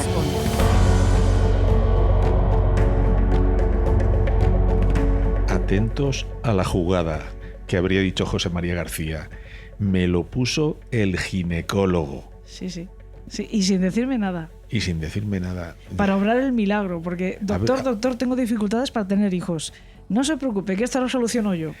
Sí, bueno, esto deja lugar a unos chistes muy no los hagas, fuera de tono. Ya conozco yo cómo piensas tú y no hagas esos chistes. Vamos a ver, Elena, es que da lugar a todo tipo de chunga. Bueno, pero que cada uno de ellos, cada uno de nuestros secuaces se los cuente a sí mismo. Tú, por favor, manténme el tono serio del programa. Ahora faltaría comprobar, el siguiente paso de la investigación es comprobar que efectivamente han acertado. Ya tienen a un sospechoso que tiene muchas papeletas y confirmar que entre ellas está la ganadora, ¿no? Y es tomar una muestra de ADN a Massimo Bossetti para hacerle una comparativa con la de Ignoto 1. Y no querían hacerlo de forma oficial para no facilitar que este hombre pues escapara, ¿no? se fuera. Entonces le ponen una trampa. El 15 de junio de 2014 hacen un control de carretera, paran su furgoneta, él iba con su mujer, y le hacen un control de alcoholemia. Le dicen que sople por el canuto. Todo bien. Todo bien, y le permiten continuar. Y la boquilla del alcoholímetro es de donde extraen la muestra de ADN y se produce un match. Sí, se obtuvo de esa manera, se obtiene su perfil genético nuclear y la revelación fue que la total coincidencia con Ignoto 1. Uh-huh. La sentencia dice que el ADN extraído del tampón de salival pertenecía al ADN nuclear del asesino. Ahora yo creo que deberíamos hacer aquí una pequeña explicación. Uh-huh. El ADN nuclear que se encuentra en la ropa de Yara uh-huh.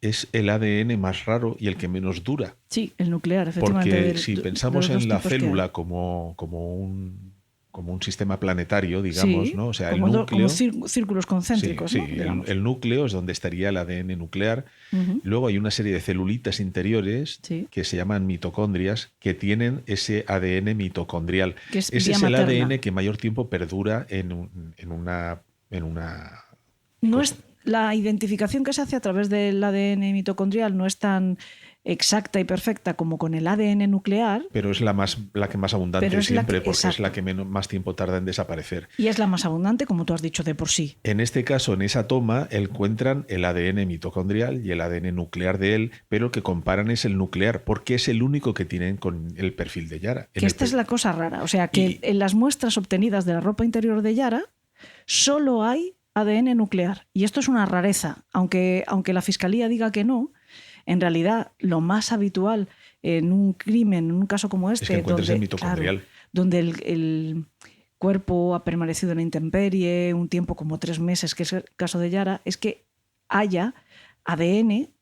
Puede ser que exista todavía ADN nuclear, sí, hace según muy las poco condiciones. Tiempo, pero tengamos en cuenta que ya habían pasado 3 meses. Pero lo normal es que haya mitocondrial. Sí. Y precisamente de este no hay nada. Hay del que se supone que vuela rápido. Exacto. Es extraño, pero ese es uno de los argumentos de la defensa para decir que ahí pasa algo. Que ahí ha pasado algo, sí. Efectivamente. Bueno, ya una vez explicado este pequeño inciso, tenemos que decir que el 16 de junio de 2014, que es al día siguiente, se le detiene.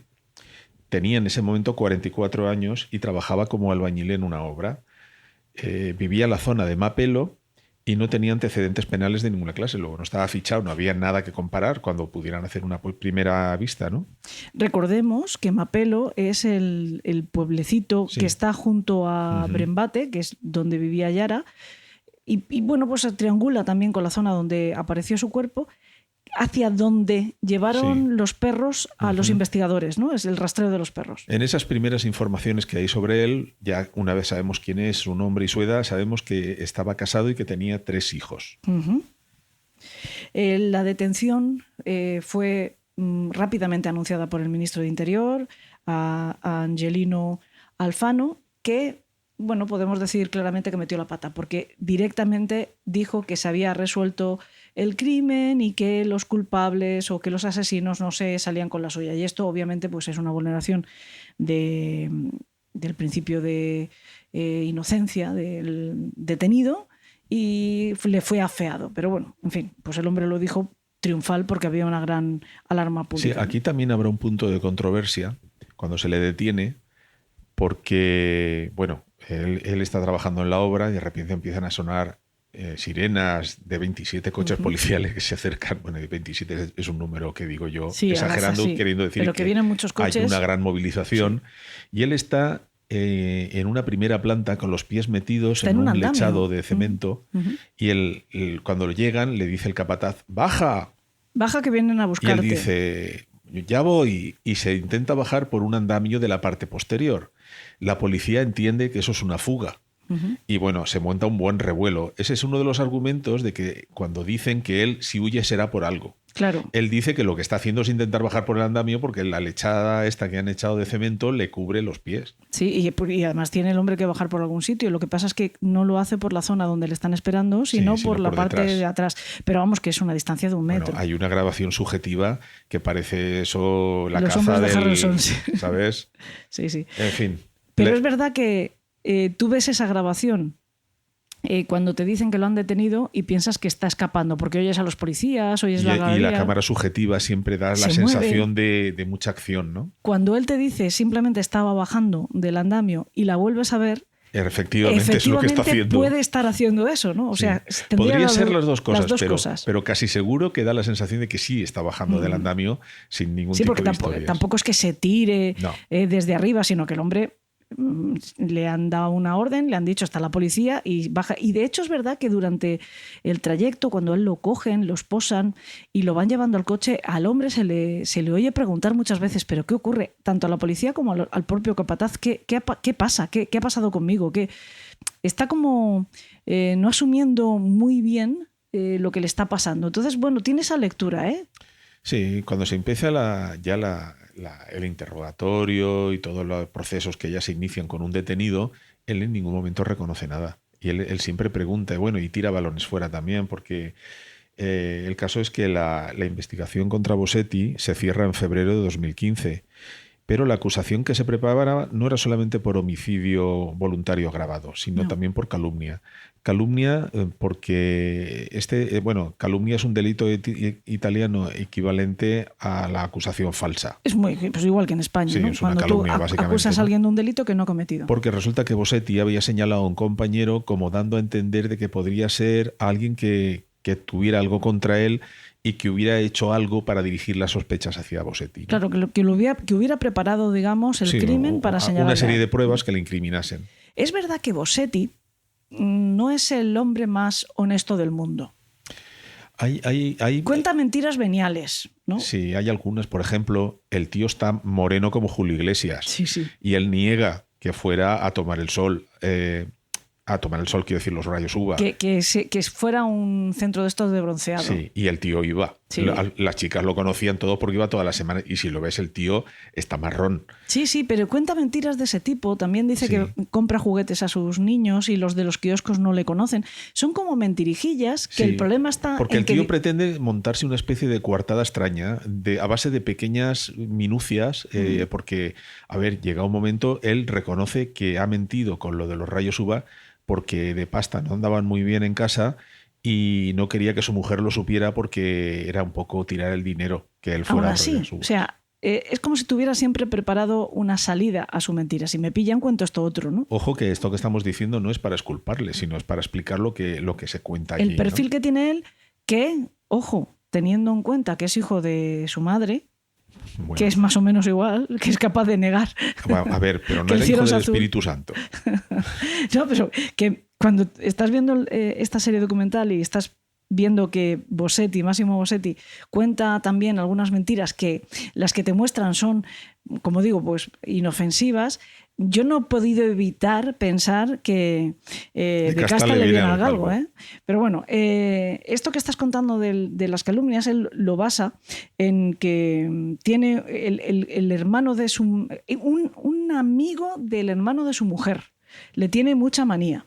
Máximo Maglioni. Máximo Maglioni, efectivamente. Compañero de trabajo también. Que sí, trabaja con él y dice que le tiene envidia, que envidia a su familia, que no lo puede ver y que a partir de ciertas cosas... Restos biológicos, de guantes, de trabajo, de cosas que... De hemorragias nasales. Sí, él habla de un corte que se hizo en algún momento dado, un sangrado nasal...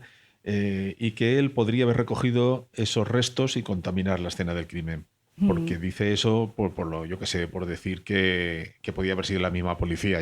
Pues es una manera de tirar balones fuera sin demasiado sentido, ¿no? Lo que pasa es que él va añadiendo mucha leña al fuego, como por ejemplo señalando a Magoni como con interés por las niñas pequeñas, ¿no? Sí. Intentando construir efectivamente una sospecha perfecta contra él y bueno, pues eso le valió que le cayera una demanda o una querella por calumnias y llegó a ser juzgado. Lo que pasa es que veremos que al final esta causa llegó a archivarse porque el juez consideró que era tan improbable esa ficción en la cabeza de Máximo, tan improbable señalada a Magnoni como el que había hecho el traspaso del ADN. Sí, yo creo que todo el mundo vio no consideró claro, ni que hubiera delito. Todo el mundo vio claro que eso era una artimaña, ¿no? Sí, que era muy absurdo como para que nadie lo hubiera tenido en cuenta y por lo tanto que el buen nombre de Magnoni no se había visto Hubo peticiones afectado. de indemnización de 100.000 euros y cosas así, o sea que...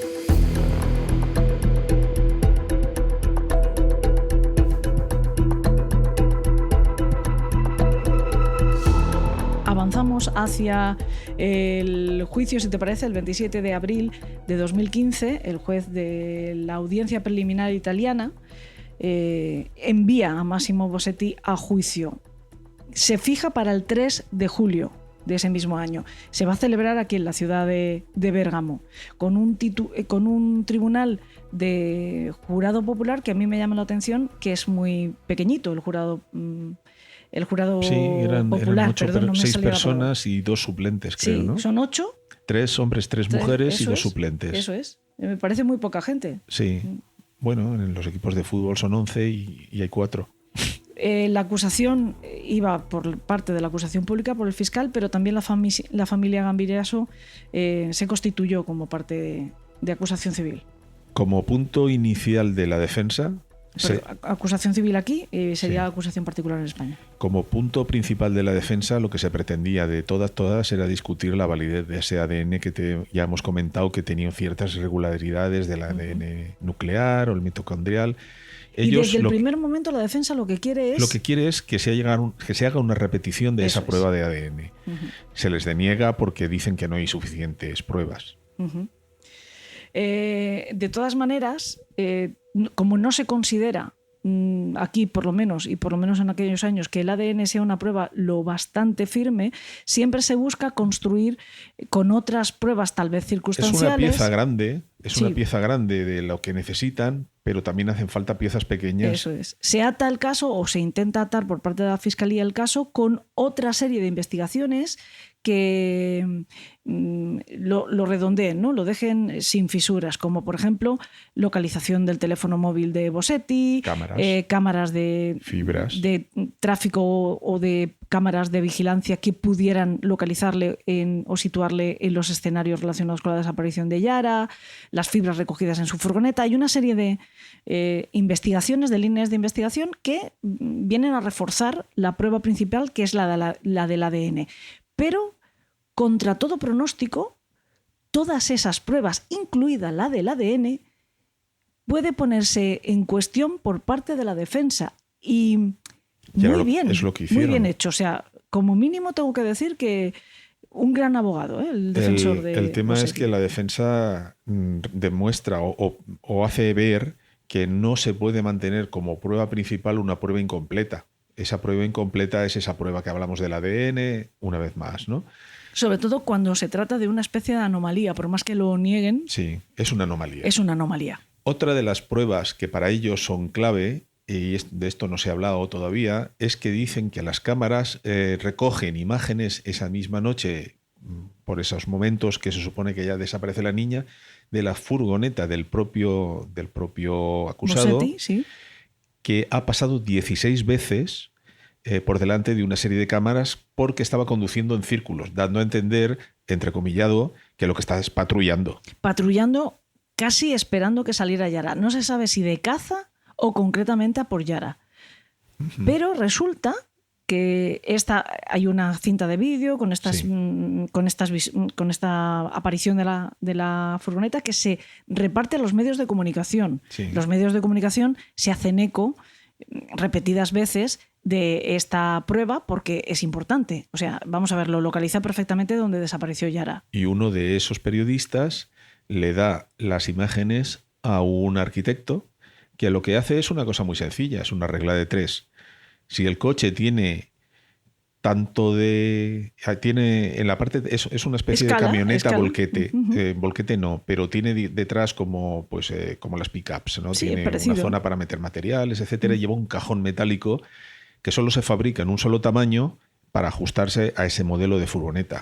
Se sabe que tiene 50 centímetros de lado, el ancho, el del propio vehículo.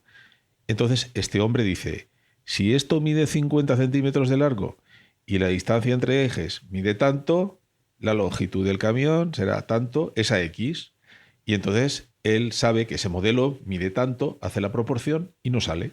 Es decir, no es... No, les falta medio metro. No es la furgoneta de Bossetti. Y luego resulta que nos enteramos de que lo que hace la policía es que hace una reconstrucción de la furgoneta haciendo viajes alrededor de esa zona 16 veces y lo muestran como prueba de que no era la furgoneta de la policía, sino Luego, que era él. Claro, se justifican como no, esto lo hemos hecho como un elemento aclaratorio y explicatorio y por eso se lo hemos proporcionado a los periodistas, pero no iba con la aclaración. No iba con la aclaración y no era Bossetti, era la policía. Exacto. O sea, que esa prueba era un poco tirémonos al rollo.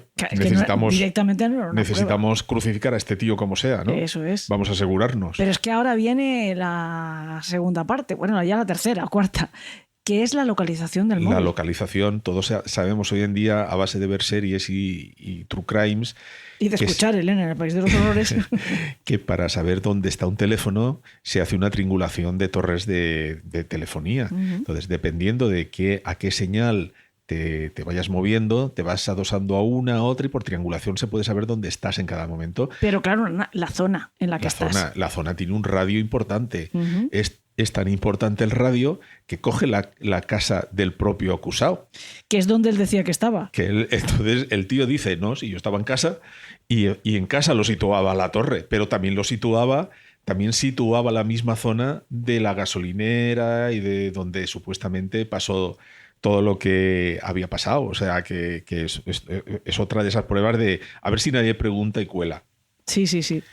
El caso es que decían que esas objeciones no podían ser suficientemente sólidas como para hacer todo esto, ¿no? O sea, tú no puedes condenar a un tío con un ADN que es incompleto, con una telefonía que no delimita claramente la zona y con una furgoneta que tampoco es la del acusado. Vamos a ver, es que a él le preguntan y el tío dice, bueno, si yo iba por allí y paraba a comprarle muñecos de los Gormitis a mis hijos. Pero claro, cuando al tío le dicen que 16 veces, el tío dice, ¿qué?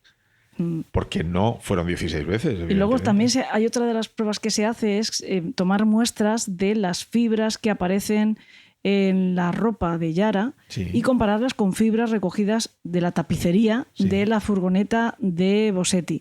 Y coinciden, pero coinciden como tipo de fibra. Exacto, digamos que teoría del punto gordo, quiero decir. Si todos los mismos modelos de furgoneta están tapizados con el mismo tapiz, cualquier furgoneta de esa marca, salvo que tú te pongas una espaldera de esas para evitar que te sude la espalda, yo qué sé, o un cojín porque no llegas a los pedales, pero el caso es que sí, es de perogrullo, lógicamente. Si te compras un Seat León del año tal y con tapizaría, yo que sé, deportiva, pues todos de serie van a ser más así. O menos, exacto. No había nada en esas fibras que identificara indiscutidamente la furgoneta concreta, la Iveco Daily de Bossetti. Y en cuanto a las partículas de metal y de polvo de yeso y todo eso que también se encontraron en la ropa de Yara, su padre también trabajaba, tenían una obra cerca y su padre también trabajaba en un sector que tenía que ver con el tema... Sí, creo que es ingeniero. Sí, entonces... De hecho hay una teoría un tanto polémica que uno de los defensores es el autor de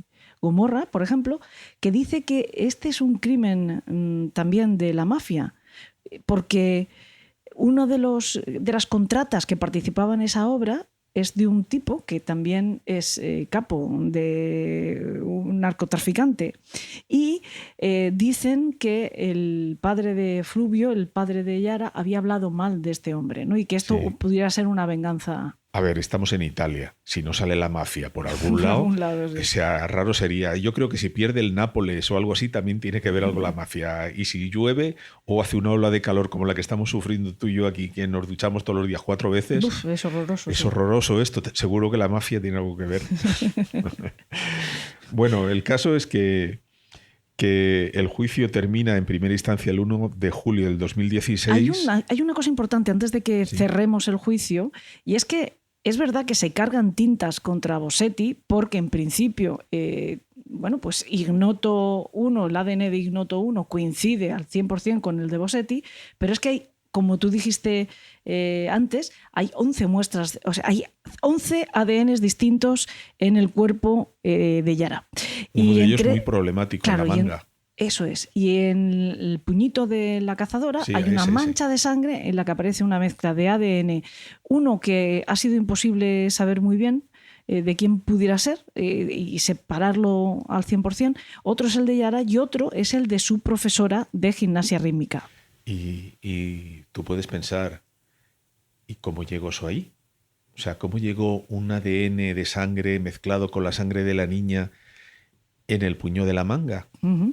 Se le preguntó a la profesora y a todo lo que se le preguntó dije, no me acuerdo. Dijo, no me acuerdo. El juez le dijo, ¿usted es consciente de que esto es algo importante? ¿Por qué no hace un poquito de esfuerzo por acordarse? Y ella contestó, es que no me acuerdo. No me acuerdo.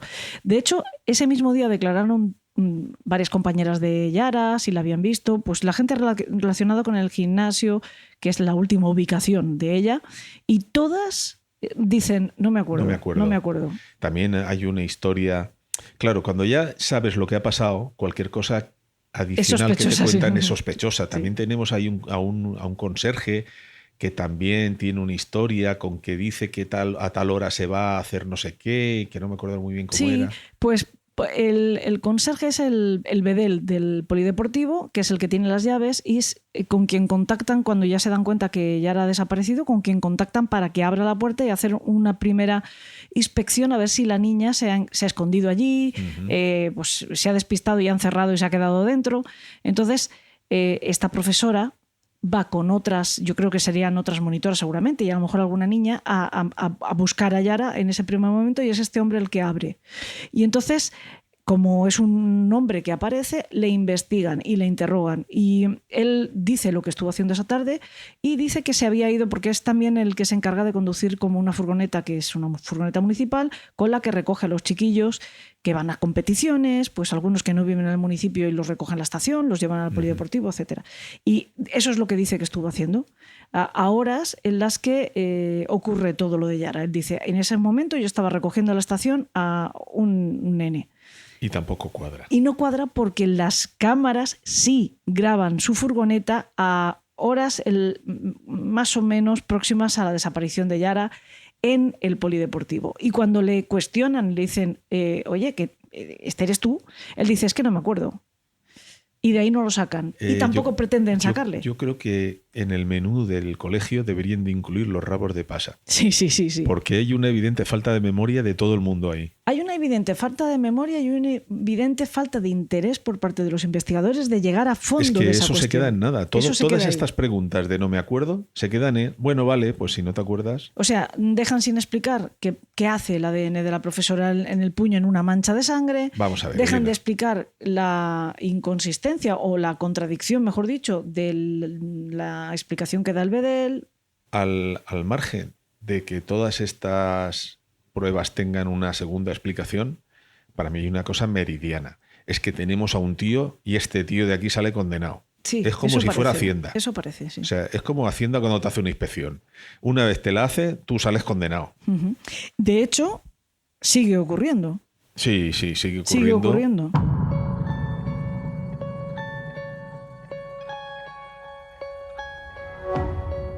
Bueno, el caso es que, ya sabiendo lo que va a acabar, cómo va a acabar esto, porque lo tenemos todos meridiano, el 1 de julio de 2016 se termina el juicio en primera instancia. La Corte de Assise de Bérgamo condena a Bosetti a ergástolo, que es evidentemente una pena de... Cadena perpetua. Cadena perpetua. Ergástolo es cadena perpetua aquí en Italia. Se le absuelve de calumnia porque aquello era un... Sí, es una fórmula disparate. Creo que no lo sabré decir bien en italiano, pero es perché il fatto non sussiste. Es decir, porque el hecho no existe. Es la fórmula que ellos utilizan. Básicamente es, no me hagas perder el tiempo con gilipolleces, porque esto es una tontería. Esto es una tontería y por lo tanto no existe la calumnia porque nadie le ha creído, ¿no? Bueno, luego viene una serie de Pero da igual, apelaciones. o sea, aunque lo hubieran condenado por calumnia, ella tiene la condena de cadena perpetua, pues ya me contarás. Luego hay una apelación. Hay varias apelaciones. Él ha agotado ya el camino de la apelación y la Corte Suprema de Cassazione declaró en el 2018 firme esta condena. O sea, en principio, yo no sé si le queda camino judicial, yo creo que no. No sé si podrá llegar a Bruselas. Lo que pasa es pero en que, principio este hombre está cumpliendo por el resto de su vida. Lo que pasa es que la defensa ha seguido insistiendo en todo este tiempo, antes, durante y después, por activa y por pasiva, que quiere que se repitan esas pruebas de ADN, porque la fiscal, que se llama Letizia Ruggeri, en su momento dijo que tenían pruebas más que de sobra para condenarle. Y estos dicen, si eso es verdad, entonces tenéis más ADN. Porque tenemos que explicar también una cosa que creo que ya saben nuestros secuaces porque son muy listos y están muy al loro. Para tomar una prueba y analizarla hay que recortar un trozo. Sí. O sea, luego hay implícita una destrucción de la prueba. Sí, o sea, sí, siempre. Tú vas recortando. Es como lo de vamos a hacerle el ADN a la sábana santa. Sí, pero cada vez que le haces el ADN a la sábana santa le quitas un cacho. Lo que pasa es que, vamos a ver, ojalá tuvieran estos una sábana. O sea, No.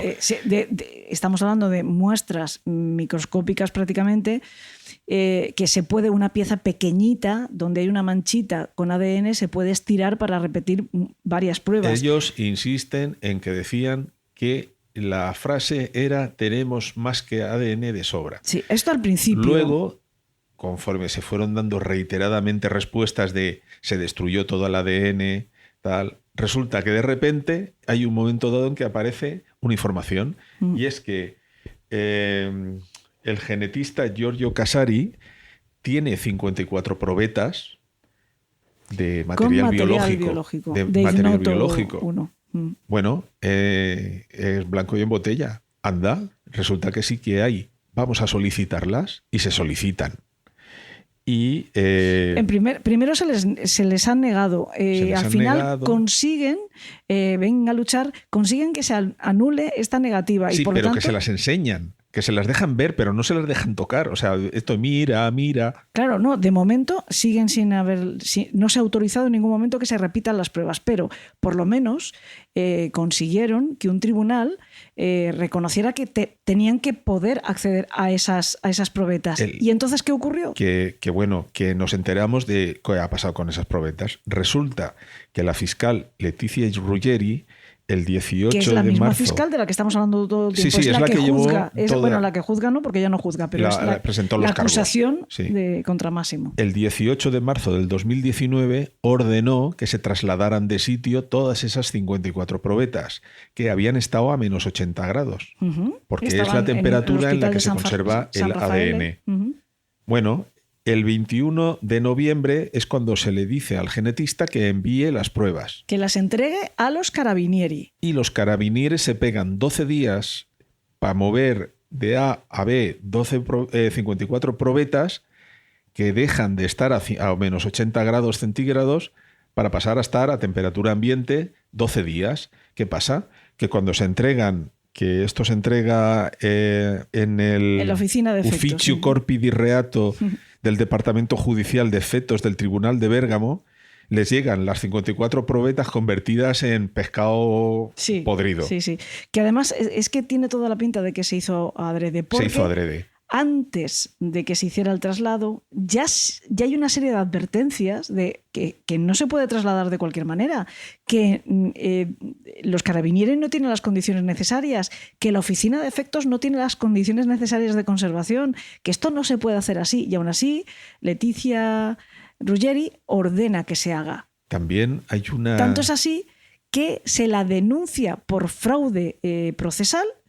Lo que ocurre es que, bueno, pues... Ese expediente que se le ha abierto... Pues se le ha vuelto a cerrar. No ha desaparecido, se le ha vuelto a cerrar. Había también una pequeña muestra de intenciones, porque en uno de los capítulos, al principio, hace declaraciones un alto puesto de la policía de Bérgamo, que dejó de ser... De los carabinieri, sí. Dejó de ser alto puesto porque no obtenía resultados rápidos. Básicamente la consigna era... consígueme un tío al que crucificar.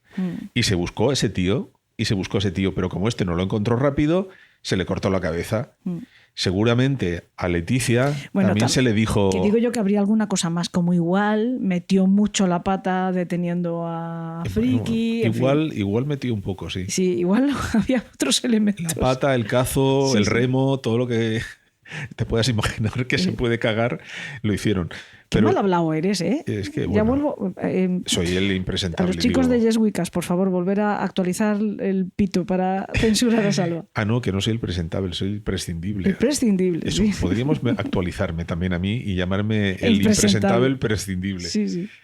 Bueno, el caso es que en mayo del 2024 no tenemos muy claro de dónde, pero alguien saca de una chistera 23 pobretas adicionales en dilución, que entiendo que es 23, material soluble. Claro, hay otras, ¿no? Que tienen muestra de ADN, en dilución. O sea, hay otras 23 probetas que a lo mejor, no se sabe, serían analizables, que por supuesto la defensa ha solicitado. De momento no se les ha permitido analizarlas. No, de momento no. Lo único que sí se les ha entregado en junio del año pasado, o sea, es que por eso digo que este caso sigue vivo a día de hoy, o sea, no han tirado la toalla los partidarios, digamos, de Bossetti, o la defensa de Bossetti, la familia de Bossetti, etcétera, y siguen intentando todo lo humanamente posible, y de hecho en junio sí se les entregó en papel los perfiles genéticos analizados durante el caso. Para que los puedan ver, porque no los dejan hacer nada con ellos, pero bueno,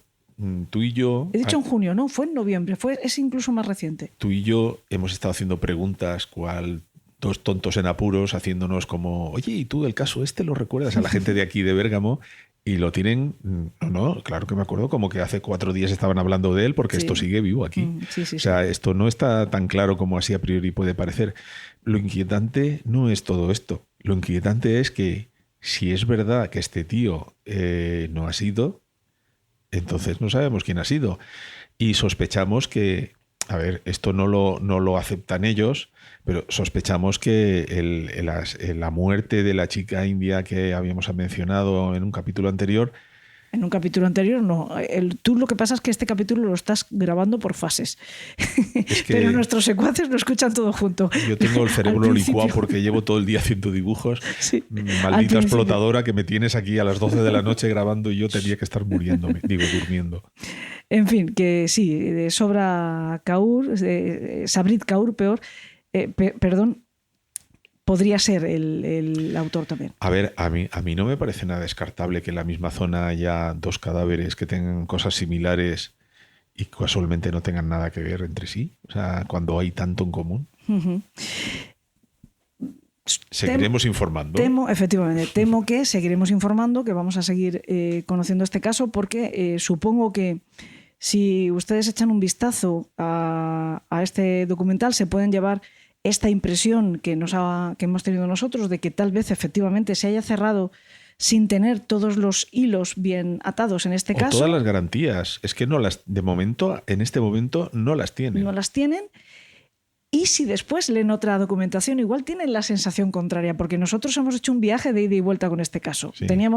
Pensábamos que estaba bien construido, habíamos leído pues esa sentencia judicial, que no deja de ser de la parte condenatoria, ¿no? Y sin embargo, cuando dan voz a la parte de la defensa, te siembra la duda con peso, o sea, con razones. Nos hemos pegado casi que un buen rato buscando quién es el que ha patrocinado este documental. Sí, ya lo comentamos, ¿no? Porque hay veces que te encuentras true crimes de este tipo que efectivamente pues, están de alguna manera sustentados por interés de una de las partes. Uno de ellos, el del crimen de la escalera. El crimen de la escalera, por ejemplo, ¿no? Que efectivamente es muy defensivo. Crime, que no sé si hemos comentado. ¿Sí? No llegamos a comentarlo, pero hemos hablado alguna vez, creo que lo hemos mencionado. Es un caso muy claro de documental patrocinado por la familia del reo. ¿No? Del condenado, sí. Pues él lo dicho, que por lo tanto pues es probable que haya un segundo episodio. O que me inviten a mí otra vez aquí a Bérgamo y vengamos y hagamos la continuación. Para rematar esta historia, si es que se produce alguna novedad. De momento, sí que hay un condenado, y como digo, nada más y nada menos que a cadena perpetua por la muerte de esta niña. Y ya han visto que es una tragedia, pero con un componente grotesco importante. Como tú lo definiste muy bien al principio, es una italianada. O sea, es una película de, yo qué sé, de Clouseau, esto parece, ¿sabes? Pues hasta aquí de momento. Hasta que hemos llegado y así se lo hemos contado. Solo me queda darle las gracias al impresentable prescindible. Al impresentable prescindible explotado por una tirana como yo, y por supuesto a todos ustedes por escucharnos. Les deseo que tengan dulces sueños. Buenas noches.